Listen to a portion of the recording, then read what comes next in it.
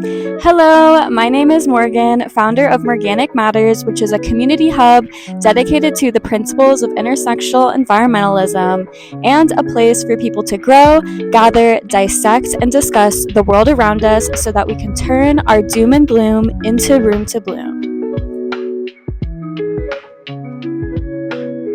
I have primarily been conducting my work as the youth organizer for the Greenhouse Connection Center, a community in North Denver that is rich in culture and history, but threatened by surrounding industrial harms, including the railroad, factories, and the Suncor oil and gas refinery.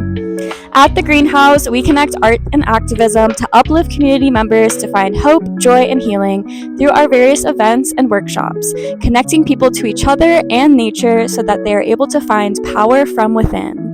A reoccurring event that I facilitate is called Rainbow Rhythm, which is a queer and youth-forward open mic and jam that creates accessibility around music so that anyone can utilize it as a way to connect, process, heal, have fun, and find safe space in community.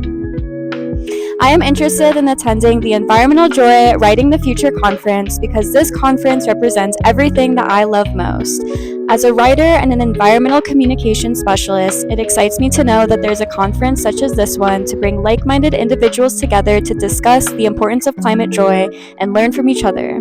I got my degree in environmental communications with a double minor in political science and ethnic studies, and so while I am equipped to be able to be in the role that I am today as an organizer and educator of climate optimism, I am always eager to learn from others to further enhance how I approach this work.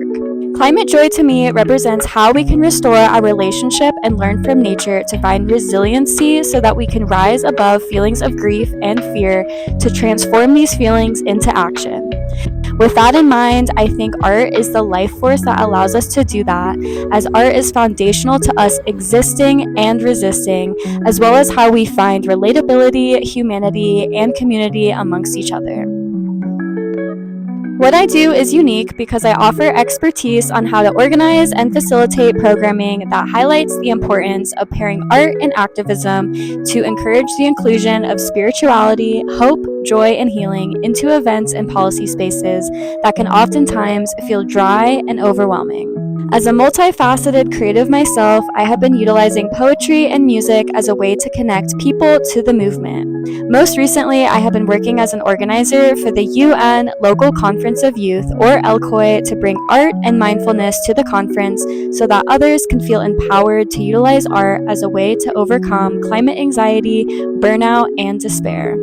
In doing so, I am reminded of the value that this energy can bring to uplift people's spirits. My favorite memory of environmental joy in my work was this past April during my annual Earth Day festival that I organized, where I brought together Indigenous historians and storytellers, speakers, poets, musicians, artists, and youth-led organizations to accentuate how all our social and environmental issues are interconnected and lead back to war, which in my mind is our largest environmental issue. Despite the heaviness of the topic, this day showcases the epitome of what climate joy represents to me, which is resilience and, against all odds, choosing joy as a path forward. Therefore, through art comes power and community, which I think are our greatest assets to move forward in this life.